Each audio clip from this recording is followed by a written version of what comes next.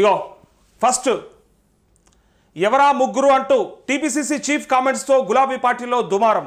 BRS ఎమ్మెల్యేలు టచ్లో ఉన్నారంటూ వ్యాఖ్యలు. వారిలో 2 మాజీ మంత్రులు పార్టీ మారుతారంటూ కొద్ది రోజులుగా చర్చలు. గ్రేటర్లో పట్టు కోసం హస్తం స్కెచ్. అందుకోసమే మళ్ళీ ఆపరేషన్ ఆకర్ష్. ఇప్పటికే పలువురితో సంప్రదింపులు. వారికి క్యాబినెట్లో ఛాన్స్ అంటూ ప్రచారం. ఆరాధిస్తున్న గులాబీ బాస్. బీఆర్ఎస్ వర్కింగ్ ప్రెసిడెంట్ కేటీఆర్కు సన్నిహితంగా ఉండే 2-3 ఎమ్మెల్యేలు మాతో టచ్లో ఉన్నారు. త్వరలోనే వారు కాంగ్రెస్లో చేరుతారు. ఎంతమంది బీఆర్ఎస్ ఎమ్మెల్యేలు మాతో టచ్లో ఉన్నారనేది త్వరలోనే తెలుస్తుంది అంటూ ఇటీవల పీసీసీ చీఫ్ మహేష్ కుమార్ గౌడ్ చేసిన వ్యాఖ్యలు రాజకీయ వర్గాల్లో కలకలం రేపాయి.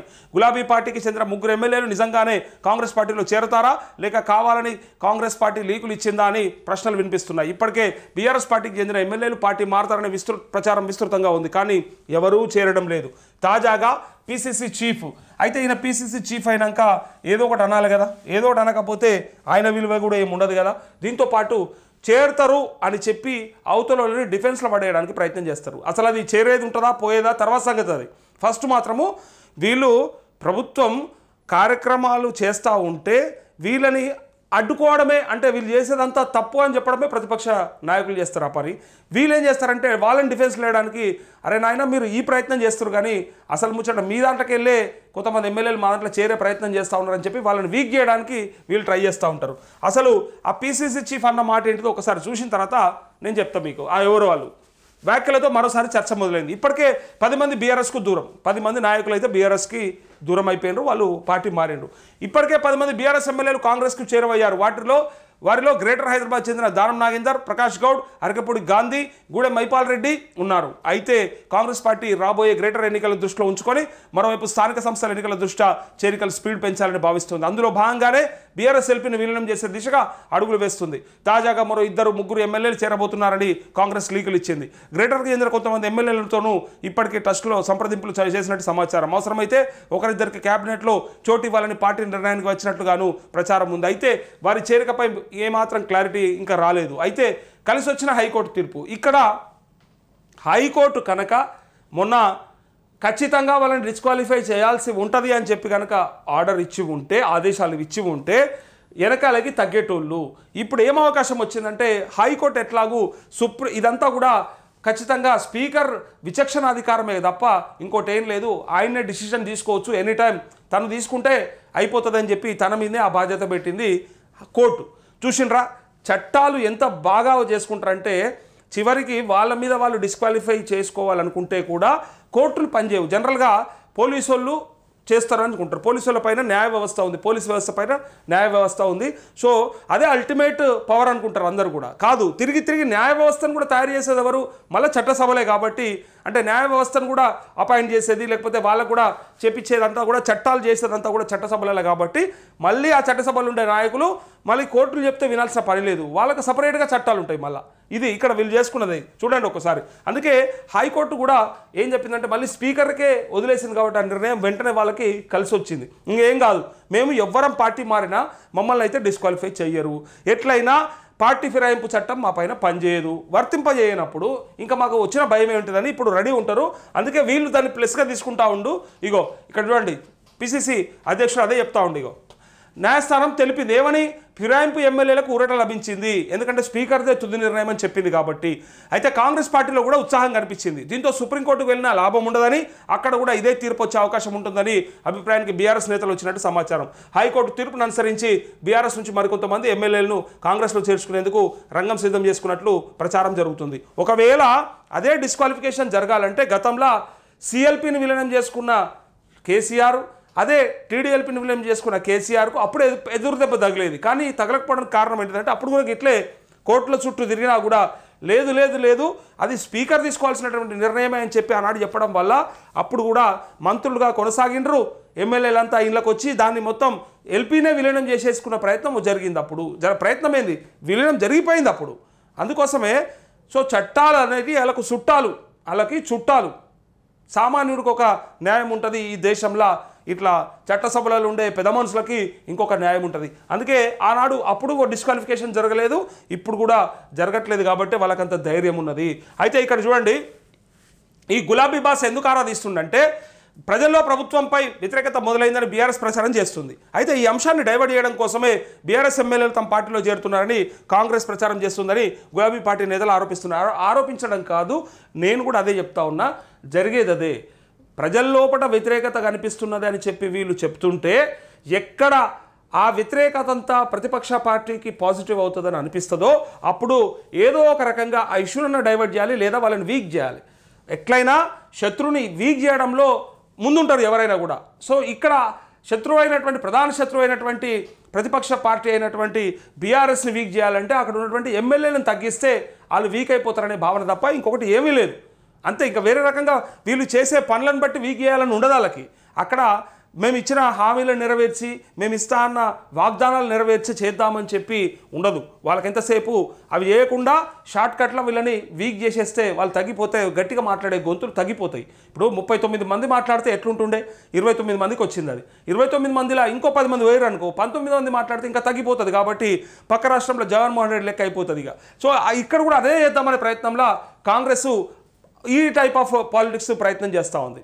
డైవర్షన్ పాలిటిక్స్ ఇవి పక్కాగా డైరెక్ట్గా ఎదుర్కోలేక ప్రజా వ్యతిరేకతను అసంతృప్తిని ఎట్లయినా సరే కనిపించకుండా చేయాలంటే ఫస్ట్ ప్రతిపక్షాన్ని వీక్ చేస్తే వాళ్ళు మాట్లాడడం తగ్గిపోతుందనే ఒక భావనకు వచ్చారు. అందుకే ఇక్కడ అయితే ఎమ్మెల్యేలు ఎవరు కూడా పార్టీ మారబోరని ఇప్పటికే కాంగ్రెస్లో చేరిన వారే ప్రాధాన్యత లేక ఇబ్బందులు పడుతున్నారని తిరిగి గులాబీ గూటికి వస్తామంటున్నారని బీఆర్ఎస్ వర్గాలు చెప్తున్నాయి. మరోవైపు పీసీసీ చీఫ్ వ్యాఖ్యల నేపథ్యంలో పార్టీ మారేందుకు ఎవరెవరు సిద్ధమవుతున్నారని గులాబీ బాస్ ఆరాధిస్తున్నట్టు సమాచారం అని ఇక్కడ చూడండి ఒకసారిగో. 2 మాజీ మంత్రుల ఆసక్తి. ఆ 2 మంత్రులు ఎవరో నేను చెప్తా ఇప్పుడే, ఇక్కడ రాస్తా.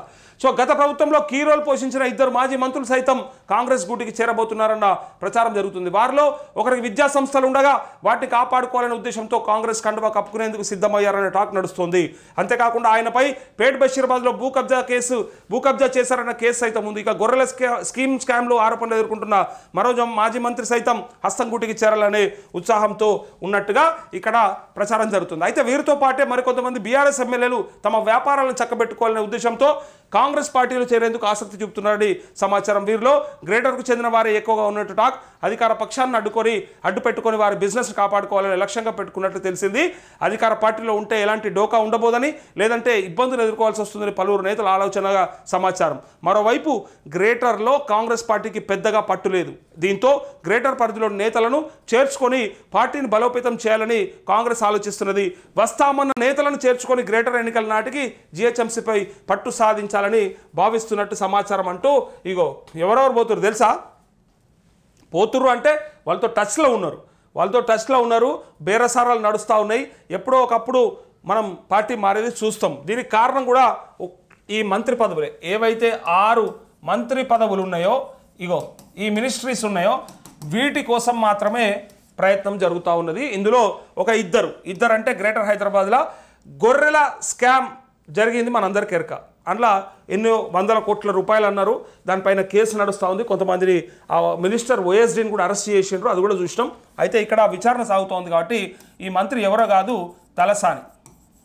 గత బీఆర్ఎస్ హయాంలో మంత్రిగా పనిచేసినటువంటి ఈయన పశుసంవర్ధక శాఖ మంత్రిగా పనిచేసిన తలసాని శ్రీనివాస్ యాదవ్ హైదరాబాద్ సనత్ నగర్ ఎమ్మెల్యేగా ఉన్నాడు. అయితే ఈయన గతంలో మంత్రిగా పనిచేసి ఇప్పుడు ఎమ్మెల్యేగా ఉన్నాడు. ఎక్స్ మినిస్టర్ ఈయన. సో ఈయన కూడా చాలా ఉత్సాహంతో ఉన్నట్టుగా, ప్లస్ కాంగ్రెస్ కూడా ఈయనను చేర్చుకోవడానికి సిద్ధమైనట్టుగా చెప్పిండ్రు. సో తలసాని శ్రీనివాస్ యాదవ్ పార్టీ మారబోతున్నాడు అనేది సమాచారం. అక్కడ మహేష్ కుమార్ గౌడ్ మనసులో ఉన్న మాట చెప్తా ఉన్నాడు. దీంతో పాటు మల్లారెడ్డి, ఇక మల్లారెడ్డికి సపరేట్గా నేనేమి ఇంట్రడక్షన్ కూడా ఇవ్వవసరం లేదనుకుంటా. ఎందుకంటే కష్టపడ్డా, పూలమ్మినా పాలమ్మినా కట్టెలమ్మినా అని చెప్తాడు కదా. సో ఆయన ఆ మల్లారెడ్డి మళ్ళీ విద్యా సంస్థలు ఉన్నాయి కదా, ఆ విద్యా సంస్థలు కాపాడుకోవడానికి ప్రయత్నం చేస్తాడు. ఈయన కూడా మాజీ మంత్రి. ఇక ఆడ బాగా ఉద్ధరించారని వీళ్ళకి వచ్చి ఇప్పుడు బాగా కష్టపడతారు. ఇప్పుడు ఇక అలా గవే మొఖాలు గవే మొఖాలు అంటారు ఇప్పుడు. అయితే హైదరాబాద్లో పట్టు నిలుపుకోవాలి. ఈ 2 మాజీ మంత్రులు ఉన్నారు, ఎమ్మెల్యేలుగా గెలిచిర్రు.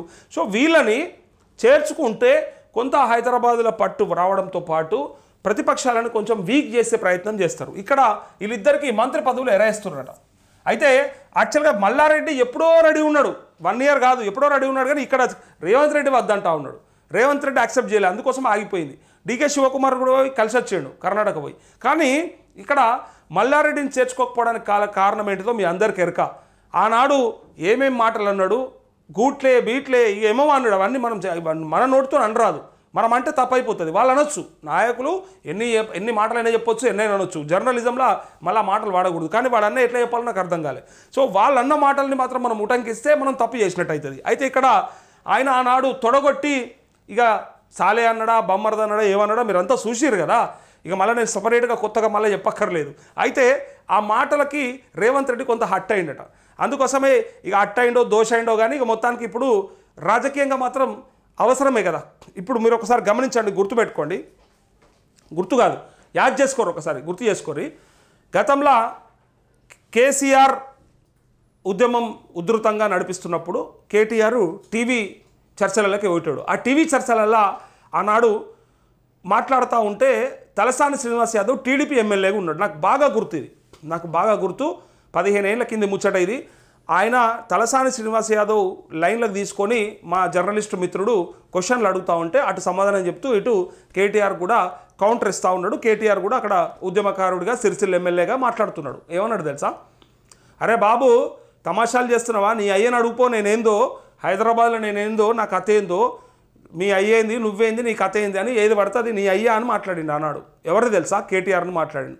ఇది విన్ననాడు నేనేమనుకున్నా తెలుసా, ఏదన్నా జరగవచ్చు కానీ జన్మల తలసాని శ్రీనివాస్ యాదవ్ మాత్రం బీఆర్ఎస్లో రాడు ఉండడు, ఎవడు మారినా కూడా తలసానిని మాత్రం చేర్చుకోరు అని అనుకున్నాను నేను ఆనాడు ఎట్టి పరిస్థితుల్లో తలసాని శ్రీనివాస్ యాదవ్ని చేర్చుకోరు అని అనుకున్నా. కానీ కేసీఆర్ స్ట్రాటజీ ఏంటి తెలుసా, శత్రువుని బయట నుంచి కాదు యుద్ధం చేసేది, శత్రువుని శత్రువులాక్క పెట్టుకునే కంటే వాడిని తీసుకొచ్చుకొని కాళ్ళ కింద పెట్టుకుంటే అయిపోతుంది. ఇక రోజు పొగుడతాడు కదా, ఇక పక్కపంట పెట్టుకుంటే నేను అనుకుంటోని గంత మాట అన్నాక అసలు పక్కన పెట్టుకోరు కదా, ఇక దూరం పెడితే అయిపోతుంది.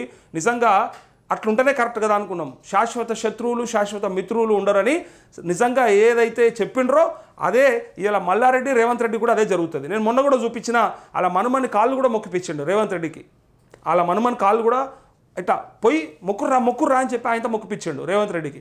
అంటే ఆనాడు తలసానిని కేసీఆర్ చేర్చుకోడేమో అనుకున్నా ఒకటే జరిగింది.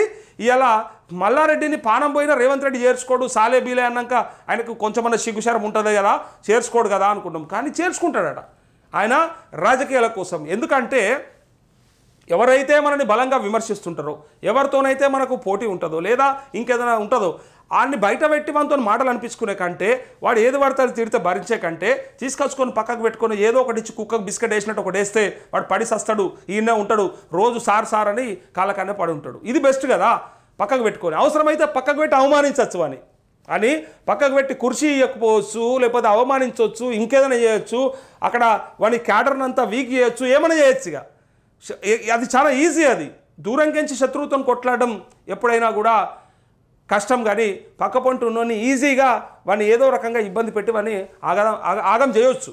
సో అదే ప్రయత్నం ఇక్కడ జరిగేటట్టుంది. అందుకే మల్లారెడ్డిని కూడా చేర్చుకోవడానికి ప్రయత్నం చేస్తూ ఉన్నారు. ఇక్కడ ఇక ముగ్గురు, ఇంకొకరు ఎవరు అని అందరికీ ప్రశ్న.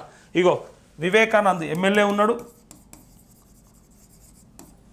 ఇంకొక ఆయన మాధవరం కృష్ణారావు ఉన్నాడు,